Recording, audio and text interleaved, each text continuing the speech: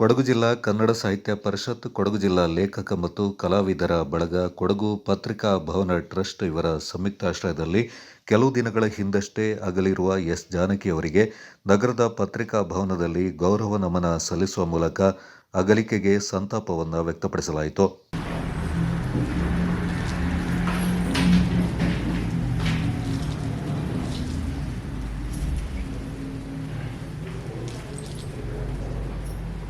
ಕೊಡಗು ಜಿಲ್ಲಾ ಲೇಖಕ ಮತ್ತು ಕಲಾವಿದರ ಬಳಗದ ಪ್ರಧಾನ ಕಾರ್ಯದರ್ಶಿ ಭಾರತಿ ರಮೇಶ್, ಜಿಲ್ಲಾ ಕನ್ನಡ ಸಾಹಿತ್ಯ ಪರಿಷತ್ನ ಅಧ್ಯಕ್ಷರಾದ ಎಂಪಿ ಕೇಶವ ಕಾಮತ್ ಈ ಸಂದರ್ಭ ಮಾತನಾಡಿ, ಅವರ ಅಗಲಿಕೆ ಸಂಗೀತ ಲೋಕಕ್ಕೆ ತುಂಬಲಾರದ ನಷ್ಟವೆಂದು ಅಭಿಪ್ರಾಯಪಟ್ಟರು.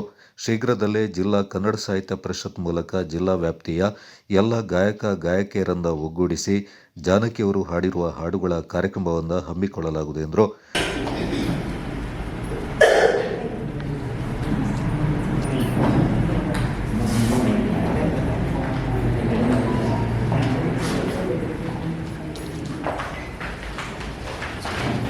ನಿನಗಿದು ವಂದನೆ ಭಾಗಜ ಮುಖನೆ, ನಿನಗಿದು ವಂದನೆ ಬಾಬಾರೋ ಬಾರಯ್ಯ ಶಿವನಂದನ. ಪಾಶಾಂಕುಶಧರ ಪರಮ ಪವಿತ್ರನೆ, ಮೂಷಿಕ ವಾಹನ ಮುನಿ ಸಂಪ್ರೀತನೆ, ಸಾಕಾರ ಶಕ್ತಿಯ ದೇವಿಯ ಸ್ವರೂಪನೆ, ಏಕದಂತ ಪ್ರಭೋ ನಿನಗಿದು ವಂದನೆ ಬಾಬಾರೋ ಬಾರಯ್ಯ ಶಿವನಂದನ. ಭಾಗಜ ಮುಖನೆ ನಿನಗಿದು ವಂದನೆ ಬಾಬಾರೋ ಬಾರಯ್ಯ ಶಿವನಂದನ ಶಿವನಂದನ ಶಿವನಂದನ. ಜೊತೆಗೆ ಎಲ್ಲ ಭಾಷೆಗಳು ಒಂದೊಂದೇಳಿ 4-5 ಭಾಷೆಯಲ್ಲಿ ಹಾಡ್ತಾ ಹೊಂದ್ಕೊಂಡು ಹೆಚ್ಚು 45,000ಕ್ಕೂ ಹೆಚ್ಚು ಹಾಡುಗಳನ್ನು ಹಾಡಿ, ಅದು ಕೂಡ ಜನಪ್ರಿಯ ಹಾಡುಗಳು. ಯಾವ ಹಾಡು ಕೂಡ ಮರೆಯುವಂಥದ್ದಲ್ಲ, ಎಲ್ಲವೂ ಕೂಡ ಜನಪ್ರಿಯ ಹಾಡುಗಳು ಹಾಡಿದಂತಹ ಖ್ಯಾತ ಹಿನ್ನೆಲೆ ಗಾಯಕಿ ನಿಧನರಾಗಿದ್ದಾರೆ ಎಸ್ ಜಾನಕಿ ಅವರು. ಅವರನ್ನು ನಿಜಕ್ಕೂ ಅವರ ನಿಧನದಿಂದಾಗಿ ಸಂಗೀತ ಲೋಕಕ್ಕೆ ಬಹುದೊಡ್ಡ ನಷ್ಟ ಉಂಟಾಗಿದೆ. ಅದನ್ನು ಭರಿಸುವಂತಹ ಇನ್ನೋರ್ವ ವ್ಯಕ್ತಿ ಸಿಗಲಿಕ್ಕಿಲ್ಲ. ಪುನಃ ಅವರೇ ಹುಟ್ಟಿ ಬರಬೇಕು ಅಂತ ಕಾಣ್ತದೆ. ಅಂತ ಒಂದು ಗಾಯಕಿ ನಮ್ಮಿಂದ ಮರೆಯಾಗಿದ್ದಾರೆ. ಅವರು ಹಾಡಿದ ಹಾಡುಗಳು ನಮ್ಮೆಲ್ಲರ ಮನಸ್ಸನ್ನು ನಾವು ಚಿಕ್ಕದಿಂದಲೂ ಕೂಡ ಕೇಳ್ಕೊಂಡು ಬಂದಂತಹ ಯಾವುದೆಲ್ಲ ಪ್ರಖ್ಯಾತ ಹಾಡುಗಳಿವೆ ಅವೆಲ್ಲವನ್ನೂ ಕೂಡ ಅವರು ಹಾಡಿದ್ದೇ ಆಗಿರ್ತದೆ. ಎಸ್ ಪಿ ಅವರಿದ್ದೇ ಇರ್ಬೋದು, ರಾಜ್ಕುಮಾರ್ ಇದ್ದೇ ಇರ್ಬೋದು, ಅವರ ಇಂಡಿವಿಜುವಲ್ ಹಾಡುಗಳಿರ್ಬೋದು, ಎಲ್ಲವೂ ಕೂಡ ನಮಗೆಲ್ಲ ಗೊತ್ತಿದ್ದಂತೆ. ಕಡೆಯ ದಿನಗಳಲ್ಲಿ ಅವರು ಮೈಸೂರಿನಲ್ಲಿ ನೆಲೆಸಿದ್ರು. ಹೋಗದಿಯಲ್ಲಿ ಅಮೃತಾನಂದಮಯ ಹಾಸ್ಪಿಟಲ್ನ ಪಕ್ಕದ ರಸ್ತೆಯಲ್ಲಿ ಸುಮಾರು ವರ್ಷಗಳಿಂದ ನೆಲೆಸಿದ್ರು. ಆರೋಗ್ಯವೂ ಕೂಡ ಅವ್ರದ್ದು ಕೆಟ್ಟಿತ್ತು. ಇತ್ತೀಚೆಗೆ ತಾನೇ ಅವರು ನಿಧನರಾಗಿದ್ದಾರೆ. ಅವರಿಗೆ ಶ್ರದ್ಧಾಂಜಲಿ ದೇವರವರಿಗೆ.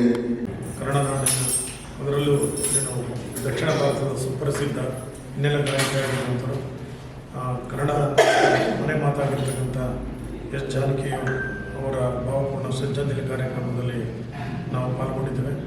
ಅವರ ಏನು ಹಾಡುಗಾರಿಕೆ ಸಂಗೀತನ ವೃತ್ತಿ ರೀತಿ ತಗೊಳ್ಳಿಲ್ಲ, ಅದನ್ನು ತಪಸ್ಸು ಅನ್ನೋ ರೀತಿಯಲ್ಲಿ ತಗೊಂಡವರು. ಸಾವಿರಾರು ಗಾಯಕರನ್ನು ಸೃಷ್ಟಿ ಮಾಡೋದ್ರ ಮೂಲಕ ಸುಮಾರು 68,000 ಹಾಡುಗಳನ್ನು ಹಾಡಿದರು. ಹೆಚ್ಚು ಭಾಷೆಗಳಲ್ಲಿ, ಸುಮಾರು 17 ಭಾಷೆಗಳಲ್ಲಿ ಹಾಡಬೇಕು. ಅದರಲ್ಲೂ ಕನ್ನಡ ನಾಡಿನ ಮೇಲೆ ತುಂಬ ಅಭಿಮಾನ. ಕನ್ನಡದ ನೆಲ ಜಲ ಆ ಸಂಸ್ಕೃತಿ, ಹಾಗಾಗಿ ಅವರು ಕನ್ನಡ ನಾಡಿನಲ್ಲಿ ಬದುಕಬೇಕು ಅಂತಿದ್ದು. ಅವರ ಅಂತ್ಯ ಜೀವನವನ್ನು ಮೈಸೂರಿನಲ್ಲಿ ಸಾಂಸ್ಕೃತಿಕದಲ್ಲಿ ಅಂಥ ಗಾನಕೋಗಿಲಿಯವರ ಒಂದು ಸುಮಧುರ ಏನಿದೆ ಅದನ್ನು ನಮ್ಮ ಮುಂದಿನ ಪೀಳಿಗೆಗೆ ಪರಿಚಯಿಸ್ತಕ್ಕಂಥದ್ದು, ಮುಂದಿನ ದಿನಗಳೆಲ್ಲ ನಾವು ಅನುಸರಿಸಿಕೊಂಡು ಹೋಗ್ತಕ್ಕಂಥದ್ದು ಹೊಸ ಯುಗದಲ್ಲಿ ಪಾಲ್ಗೊಳ್ಳಬೇಕಾಗಿದೆ. ಅದರಿಂದ ನಾವು ಇವತ್ತು ನಮ್ಮ ಕೊಡಗು ಜಿಲ್ಲಾ ಕನ್ನಡ ಸಾಹಿತ್ಯ ಪರಿಷತ್ತು, ಕೊಡಗು ಜಿಲ್ಲಾ ಹಾಗೂ ಕೊಡಗು ಪತ್ರಿಕಾ ಭವನ ಟ್ರಸ್ಟ್ ಮತ್ತು ಕೊಡಗು ಜಿಲ್ಲಾ ಮಹಿಳಾ ಬರಹಗಾರರ ಸಂಘ ಮತ್ತು ಕನ್ನಡ ಸಾಹಿತ್ಯ ಪರಿಷತ್ ಮಡಿಕೇರಿ ತಾಲೂಕು ಘಟಕದ ಮತ್ತು ವಿವಿಧ ಸಂಸ್ಥೆಗಳ ಆಶ್ರಯದಲ್ಲಿ ಇವತ್ತು ಶ್ರದ್ಧಾಂಜಲಿ ಕಾರ್ಯಕ್ರಮ ಹಮ್ಮಿಕೊಂಡಿದ್ದೇವೆ. ಈ ಮೂಲಕ ನಾವು ಅವರಿಗೊಂದು ಶ್ರದ್ಧಾಂಜಲಿ ಸಲ್ಲಿಸುವ ಮೂಲಕ ಅವರ ಏನಿದೆ ಅದನ್ನು ಮುಂದಿನ ಪೀಳಿಗೆಗೆ ನಾವು ಕೊಡಬೇಕಾಗುತ್ತೆ. ನಮ್ಮದೆಲ್ಲ ಜವಾಬ್ದಾರಿ ಇದೆ. ಎಲ್ಲ ಸಾಹಿತ್ಯ ಪರಿಷತ್ ಕೊಡಬೇಕು. ಎಲ್ಲ ಕನ್ನಡಪರ ಸಂಘಟನೆಗಳು ನಾವು ಇದನ್ನು ಮುಂದುವರಿಸಿಕೊಂಡು ಹೋಗಿ ಮುಂದಿನ ಯುವ ಪೀಳಿಗೆಗೆ ಇದನ್ನು ಪರಿಚಯಿಸುವಂಥ ಒಂದು ಕಾಲಘಟ್ಟ ಇದೆ. ಅನಂತರ ನಾವು ಶ್ರದ್ಧಾಂಜಲಿ ಸಭೆ ಆದ ನಂತರ ಈ ಬಗ್ಗೆ ನಾವು ವಿಸ್ತೃತವಾಗಿ ಚರ್ಚೆ ಮಾಡಿ ಮುಂದಿನ ಕಾರ್ಯಕ್ರಮವನ್ನು ನಾವು ಮಾಡೋಣ. ಈ ಒಂದು ಕಾರ್ಯಕ್ರಮದಲ್ಲಿ ನಮ್ಮ ಸಾಹಿತ್ಯ ಪರಿಷತ್ತಿನ ಜಿಲ್ಲಾಧ್ಯಕ್ಷರಾದ ಶ್ರೀಯುತ ಕೇಶವ ಕಾಮತ್ ಅವರಿದ್ದಾರೆ, ಅವರಿಗೆ ಸ್ವಾಗತ ಬಯಸ್ತೇನೆ. ಹಾಗೆಯೇ ಮಾಜಿ ರಮೇಶ್ ಅವರಿದ್ದಾರೆ, ಹಾಗೆ ಸ್ಕೌಟ್ ಗೈಡ್ನ ಪ್ರಧಾನ ಬೇಬಿಮಂತ್ ಅವರಿದ್ದಾರೆ, ಹಾಗೆ ನಮ್ಮ ಬಳಗದ ನಿಕಟ ಪೂರ್ವಾಧ್ಯಕ್ಷರಾದ ಲೋಕನಾಥ್ ಅವರಿದ್ದಾರೆ, ನವೀನ್ ಸರ್ ಇದ್ದಾರೆ, ಹಾಗೆ ಮಹಿಳಾ ಹೋರಾಟಗಾರರ ಸಂಘದ ಅಧ್ಯಕ್ಷರು ರೇವತಿ ರಮೇಶ್ ಮೇಡಮ್ ಮತ್ತು ಅವರ ಇಡೀ ತಂಡ ಇದೆ, ಸಮರ್ಥ ತಂಡದಲ್ಲಿದ್ದಾರೆ. ಹಾಗೆ ಮಡಿಕೇರಿ ತಾಲೂಕಿನ ಕನ್ನಡ ಸಾಹಿತ್ಯ ಪರಿಷತ್ತಿನ ತುಳಸಿ ಮೇಡಮ್ ಮತ್ತು ನಮ್ಮ ಶ್ರೇಧಿಕಾರಿಗಳಾದಂಥ ಸಂಪತ್ ಅವರು ನಮಗೆ ಎಲ್ಲರೂ ನಾವು ಭಾಗವಹಿಸಿದ್ದೇವೆ. ಈ ಮೂಲಕ ಚಂದ್ರಶೇಖರ್ ಅವರು ಕೂಡ ನಾವು ಒಂದು ಅವರಿಗೆ ಪುಷ್ಪವನ್ನು ಸಲ್ಲಿಸುವ ಮೂಲಕ ಒಂದು ನಿಮಿಷ ಮನೋಚನೆ ಮಾಡಿ ಅನಂತರ ಅವರ ಭಾವನೆಗಳನ್ನು ಮುಂದೆ ತಿಳಿದ ಈ ಮೂಲಕ ಅವರಿಗೆ ನಾವು ಶ್ರದ್ಧಾಂಜಲಿ ಸಲ್ಲಿಸೋಣ ಅಂತ ನಾವು ಎಲ್ಲರೂ.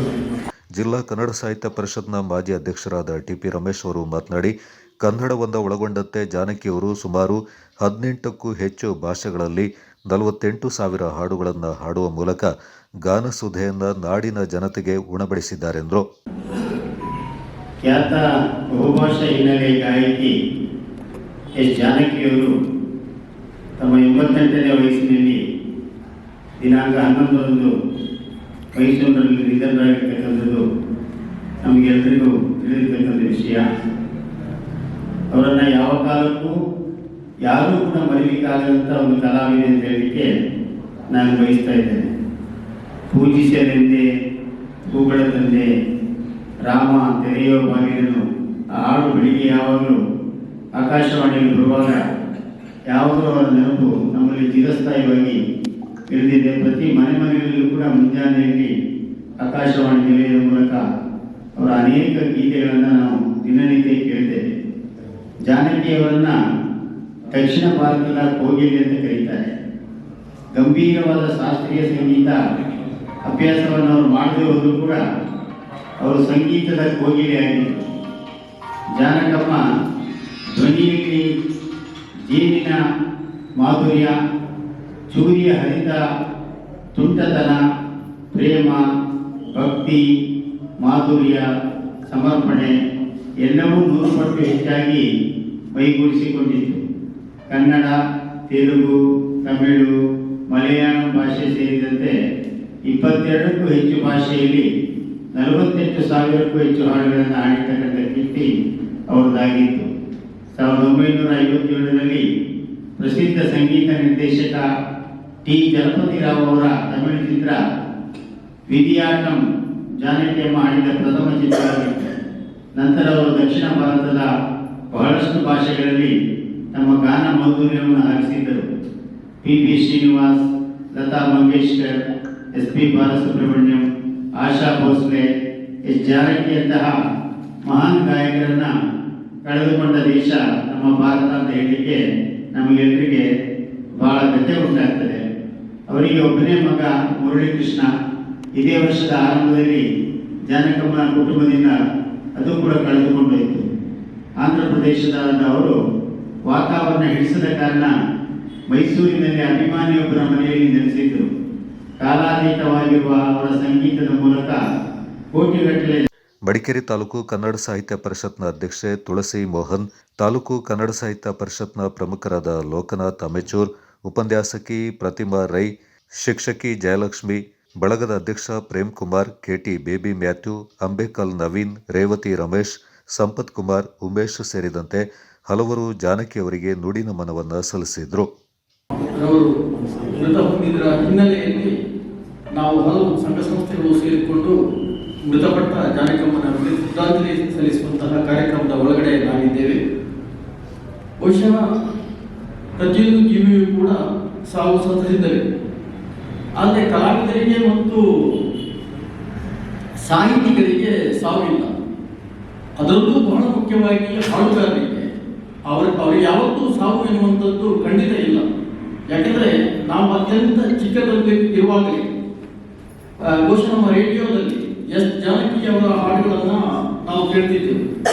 ಹಾಗಾಗಿ ಅವರು ಪ್ರತಿ ಮನೆಯ ಅಮ್ಮನಂತೆ ಬಾಳಿದವರು. ಅಂತಹ ಜಾನಕಿ ಅಮ್ಮನವರ ಬಗ್ಗೆ ಬಹುಶಃ ಅವರು ಮೃತಪಟ್ಟಂತಹ ಸಂದರ್ಭದಲ್ಲಿ ಒಂದು ಹಾಡಿನ ಕೋಗಿಲೆಯನ್ನ ನಾವು ಕಳ್ಕೊಂಡಿದ್ದೇವೆ ಅನ್ನುವಂತಹ ಭಾವನೆ ಎಲ್ಲರಿಗೂ ಆಗಿದೆ. ಒಂದು ಗಾನ ಕೋಗಿಲೆಯವರ ಆತ್ಮಕ್ಕೆ ಚಿರಶಾಂತಿ ಲಭಿಸಲಿ ಎಂಬ ಪ್ರಾರ್ಥನೆಯೊಂದಿಗೆ ಮನಗಳಲ್ಲಿ ಪ್ರತಿಯೊಬ್ಬರಲ್ಲೂ ನೆಲೆಸಿರುವಂತಹ ಎಸ್ ಜಾನಕಿ ಅಮ್ಮನವರು ಇವತ್ತು ನಮ್ಮಲ್ಲಿ ಇಲ್ಲ ಅಂದರೂ ಅವರು ಯಾವತ್ತೂ ನಮ್ಮ ದೇಶದಲ್ಲಿ ಚಿರಾಯವಾಗಿಯೇ ಇರುತ್ತಾರೆ. ಯಾಕೆಂದರೆ ಪ್ರತಿಯೊಂದು ಮಗುವಿನಲ್ಲಿಂದ ಹಿಡಿದು ದೊಡ್ಡವರ ತನಕ ಅವರ ಹಾಡುಗಳು ಪ್ರತಿಯೊಬ್ಬರಿಗೂ ಅಚ್ಚುಮೆಚ್ಚಿನ ಮತ್ತು ಪ್ರೀತಿದಾಯಕವಾದಂಥ ಒಂದು ಹಾಡಾದ್ದರಿಂದ ಇದು ತಲೆಮಾರುಗಳ ಗಂಟ ಅವರ ಹಾಡು ಚಿರಾಯುವಾಗಿರುತ್ತೆ. ಆದ್ದರಿಂದ ನಾವೆಲ್ಲರೂ ಅವರ ಆತ್ಮಕ್ಕೆ ಚಿರಶಾಂತಿ ಲಭಿಸಲಿ, ಅವರ ಹಾಡು ಅಥವಾ ಅವರ ವಾಯ್ಸ್ ಸದಾ ಚಿರಾಯುವಾಗಲಿ ಅಂತ ಹಾರೈಸ್ತಾ ಆಂಧ್ರ ಪ್ರದೇಶದ ಗುಂಟೂರು ಜಿಲ್ಲೆಯ ಪಲ್ಲಂಪಟ್ಟಿ ಗ್ರಾಮದಲ್ಲಿ ತೆಲುಗು ಬ್ರಾಹ್ಮಣ ಕುಟುಂಬದಲ್ಲಿ ಹುಟ್ಟಿರ್ತಕ್ಕಂಥ ಎಸ್ ಜಾನಕಿ ಅಮ್ಮ ಸುಮಾರು 10ನೇ ವಯಸ್ಸಿನಲ್ಲಿ ತಮ್ಮ ಸಂಗೀತವನ್ನು ಪ್ರಾರಂಭ ಮಾಡ್ತಾರೆ. 19ನೇ ವಯಸ್ಸಿನಲ್ಲಿ ಸಂಗೀತ ಕಲಿಯಲಿಕ್ಕೆ ಪ್ರಾರಂಭ ಮಾಡಿ ಸುಮಾರು 1957ರಲ್ಲಿ ಕನ್ನಡದ ಮಾವನ ಸೊಸೆ ಚಿತ್ರಕ್ಕಾಗಿ ಪ್ರಥಮವಾಗಿ ಹಾಡನ್ನು ಹಾಡ್ತಾರೆ. ಇವರಿಗೆ ಸ್ಫೂರ್ತಿದಾಯಕ ಇವರ ಯಜಮಾನರಾದ ರಾಮಪ್ರಸಾದ್ ಅವರು ಕೂಡ ಸಂಗೀತ ಹಿನ್ನೆಲೆಯಿಂದ ಬಂದಂಥವರು. ಅವರನ್ನು ಸಂಗೀತ ಕ್ಷೇತ್ರಕ್ಕೆ ಕರ್ಕೊಂಡು ಹೋದಂಥವರು. ಇವರಿಗೆ ಮುರಳೀಕೃಷ್ಣ ಎಂಬತಕ್ಕಂಥ ಒಬ್ಬ ಮಗ ಉಳಿರ್ತಾರೆ. ಅವರು ಈಗ 1 ವರ್ಷದಲ್ಲಿ ತೀರೋಗಿರ್ತಾರೆ. ಇವರಿಗೆ 2 ಜನ ಮುದ್ದು ಮಕ್ಕಳು, ಮಂಜುಳಾ ಮತ್ತೆ ಪ್ರಿಯಂತಮ್ ಅಂತ ಹೇಳಿ. ಆ ಮೊಮ್ಮಗಳೇ ಮನೆಯವರ ಪ್ರಿಯವನ್ನು ಮಾಡಿದ್ದು. ಇವರು ಸುಮಾರು 13 ಭಾಷೆಗಳಲ್ಲಿ ಹಾಡುಗಳನ್ನು ಹಾಡಿದ್ದಾರೆ. ಸುಮಾರು 48,000 ಹಾಡುಗಳನ್ನು ಹಾಡಿ ಇವರ ಆಸ್ತಿ, ಅದರ ಜೊತೆಗೆ 538 ಕೋಟಿ ಅಷ್ಟು ಆಸ್ತಿ ಕೂಡ ಇದೆ. ಈ ಜಾಗದ ವಿಚಾರಕ್ಕೆ ಅವರಲ್ಲಿ ಸ್ವಲ್ಪ ಮನಸ್ತಾಪ ಕೂಡ ಇತ್ತೀಚೆಗೆ ಕಾಣ್ತಾ ಇತ್ತು. ಇವರ ಆತ್ಮಹತ್ಯೆ ದೇವರು ಶಾಂತಿ ಕೊಡಲಿ. ಇವರ ಮಾತಿದೆ, ಹುಟ್ಟಿರುವ ಸಾಯಲೇಬೇಕು, ಆದರೆ ಕನ್ನಡ ನಾಡಿಗೆ ಎಂದು ಹೆಮ್ಮೆನಂತಿರುವಂತಹ ಖ್ಯಾತ ಗಾಯಕಿ ಜಾನಕಮ್ಮ ನಮ್ಮೊಂದಿಗಿಲ್ಲ. ಅವರ ಕುಟುಂಬಕ್ಕೆ ಅವರಿಗೆ ಸದ್ಗತಿಯನ್ನು ನೀಡಲಿಕ್ಕೆ ಸಲ್ಲಿಸ್ತಾ ಇದ್ದೇನೆ. ತಮ್ಮ ಅಪೂರ್ವ ಕಂಠಸಿರಿಯಿಂದ ಇಡೀ ಭಾರತ ದೇಶದಲ್ಲೇ ಒಂದು ಅದ್ಭುತ ಸಾಧನೆಯನ್ನ ಮಾಡಿರುವಂತಹ ಎಸ್ ಜಾನಕಿಯವರು ಖಂಡಿತ ಅವರ ಈ ಸಾಧನೆ ನನಗೆ ಅನಿಸ್ತಾ ಇದೆ ಈ ಜನ್ಮದ ಗಳಿಕೆ ಅಷ್ಟೇ ಅಲ್ಲ, ಅದು ಹಿಂದಿನ ಜನ್ಮದ ಪುಣ್ಯ ಕಾರ್ಯಗಳ ಉಳಿಕೆ ಕೂಡ ಅವರ ಈ ಸಾಧನೆಯಲ್ಲಿ ಸೇರಿ ಹೋಗಿದೆ. ಯಾಕೆ ಈ ಮಾತನ್ನ ನಾನು ಹೇಳಿದೆ ಅಂತಂದ್ರೆ, ಓರ್ವ ಗಾಯಕಿ 17 ಭಾಷೆಗಳಲ್ಲಿ ಒಂದೇ ಒಂದು ಅಪಭ್ರಂಶ ಎಲ್ಲಿಯೂ ಬರದ ಹಾಗೆ ಹಾಡೋದಾಗ್ಲಿ, ಅಥವಾ 48,000ಕ್ಕೂ ಅಧಿಕ ಹಾಡುಗಳನ್ನು ನಿರರ್ಗಳವಾಗಿ ಗಾಯನ ಲೋಕಕ್ಕೆ ನೀಡೋದಾಗ್ಲಿ ಸಣ್ಣ ಮಾತೇನಲ್ಲ. ಅದಕ್ಕೆ ಖಂಡಿತ ಪೂರ್ವ ಜನ್ಮದ ಒಂದು ಗಳಿಕೆಯ ಉಳಿಕೆ ಇದೆ ಅಂತ ನಾನು ಭಾವಿಸ್ತೇನೆ. ಇಡೀ ಸಂಗೀತ ಲೋಕವನ್ನ ಸುವರ್ಣ ಯುಗವನ್ನಾಗಿಸಿದಂತಹ ಎಸ್ ಜಾನಕಿಯವರ ಆತ್ಮ ನಮ್ಮೆಲ್ಲರನ್ನ ಗಮನಿಸ್ತಾ ಇರಬಹುದು. ಅವರ ಆಶೀರ್ವಾದ ಎಲ್ಲ ಕಲೆಗಾರರ ಮೇಲೆ ಇರಲಿ. ಮತ್ತೆ ಎಸ್ ಜಾನಕಿ ಅಂತ ಕಲಾವಿದೆಯರು ಹುಟ್ಟಿ ಬರಲಿ ಅಂತ ಆಶಿಸ್ತಾ ಕುಡಿದವರು ಎಷ್ಟು ಕೋಟಿ ಸಂಪಾದನೆ ಮಾಡಿದ್ರು ಮುಖ್ಯವಲ್ಲ, ಆ ಸಂಪಾದನೆಯನ್ನು ಅವನು ಅನುಭವಿಸಿಲ್ಲ. ಅವರು ಬಹಳ ಸರಳತೆಯಿಂದ, ಸಹೃದಯತೆಯಿಂದ ಬಹಳ ಎಲ್ಲರ ಜೊತೆ ಒಂದಾಗಿ ಬಾಳಿದವರು. ಮತ್ತು ಎಲ್ಲೂ ಹೋದರೂ ಸಹ ಅವರು ಸಾಧಾರಣವಾಗಿ ಸರಳ ಜೀವನವನ್ನು ನಡೆಸಲು ಅವರು ಆಸೆ ಪಡ್ತಾ ಇದ್ರು. ಅವರ ಜೀವನ ಮೌಲ್ಯಗಳನ್ನು ಸಹ ನಾವು ಅಳವಡಿಸ್ಕೊಳ್ಬೇಕಾಗತ್ತೆ. ಅವರ ಹಾಡುಗಳು ಪ್ರತಿದಿನ ಬರುವುದರಿಂದ ಅವರು ಚಿರಸ್ಥಾಯಿಯಾಗಿರುತ್ತಾರೆ. ಅವರು ಸತ್ತಿಲ್ಲ, ನಮ್ಮೆಲ್ಲರ ಜೊತೆ ಅವರು ಎಷ್ಟೋ ವರ್ಷಗಳವರೆಗೆ ನಮ್ಮ ಜೊತೆ ಇರ್ತಾರೆ. ಮೊನ್ನೆ ತಾನೇ ನಿಧನರಾದ ಶ್ರೀಮತಿ ಜಾನಕಿಯಮ್ಮವರು ಒಂದು ಅದ್ಭುತವಾದಂತಹ ಅದು ನಮ್ಮ ಮಹಿಳಾ ಕ್ಷೇತ್ರಕ್ಕೆ ಒಂದು ಅದ್ಭುತವಾದ ಕೊಡುಗೆ. ಕೆಲವರು ಬದುಕಿದ್ದು ಸತ್ತವರಾಗಿ ಇರ್ತಾರೆ, ಕೆಲವು ಮಹಾನ್ ಪುರುಷರು ಸತ್ತು ಹೋದರೂ ಕೂಡ ಅವರು ಶತಮಾನಗಳವರೆಗೆ ಬದುಕೇ ಇರ್ತಾರೆ. ಯಾಕೆಂದ್ರೆ ಮನುಷ್ಯನಿಗೆ ಸಾವು ನಿಶ್ಚಿತ, ಬದುಕು ಅನಿಶ್ಚಿತವಾಗಿರುತ್ತೆ. ಅನಿಶ್ಚಿತವಾದ ಬದುಕಿನಲ್ಲಿ ನಿಶ್ಚಿತವಾಗಿ ತಮ್ಮ ಒಂದು ಹೆಜ್ಜೆ ಗುರುತುಗಳನ್ನು ಮೂಡಿಸಿ ಹೋಗ್ತಾರಲ್ಲ, ಅವರು ನಿಜವಾದ ಮಹಾಪುರುಷರಾಗಿರ್ತಾರೆ. ಅಂತಹ ಒಂದು ಸಂಗೀತ ಕ್ಷೇತ್ರದಲ್ಲಿ ಉತ್ತಮವಾದಂತಹ ಅದ್ಭುತವಾದ ಹೆಜ್ಜೆಯ ಗುರುತುಗಳನ್ನು ಬಿಟ್ಟು ಹೋಗಿರ್ತಕ್ಕಂತಹ ಜಾನಕಿ ಅಮ್ಮ ತಲೆಮಾರುಗಳವರೆಗೂ ಕೂಡ ಇರ್ತಾರೆ. ಅವರ ಹಾಡುಗಳು ಇರುತ್ತೆ, ಜೊತೆಗೆ ಅವರಿಂದ ಒಂದು ಪಾಠವನ್ನು ಕಲಿತಿರ್ತಕ್ಕಂಥವ್ರು, ಅವರ ವಿದ್ಯಾರ್ಥಿಗಳು ಸಾಕಷ್ಟು ಜನ ಅವರಿಂದ ಬೆಳೆದವರಿದ್ದಾರೆ. ಅವರೆಲ್ಲರೂ ಕೂಡ ಮುಂದೆ ಇನ್ನೂ ಅವರ ಹೆಸರನ್ನ ಬೆಳೆಸ್ತಾರೆ. ಅಂತಹ ಮಹಾ ವ್ಯಕ್ತಿಯನ್ನು ಕಳೆದುಕೊಂಡಿರ್ತಕ್ಕಂತಹ ದೇಶ ನಾವುಗಳು ನಿಜವಾಗಿ ನತದೃಷ್ಟರು ಎಂಬುದಾಗಿ ಹೇಳಬೇಕಾಗ್ತದೆ. ಅದೊಂದು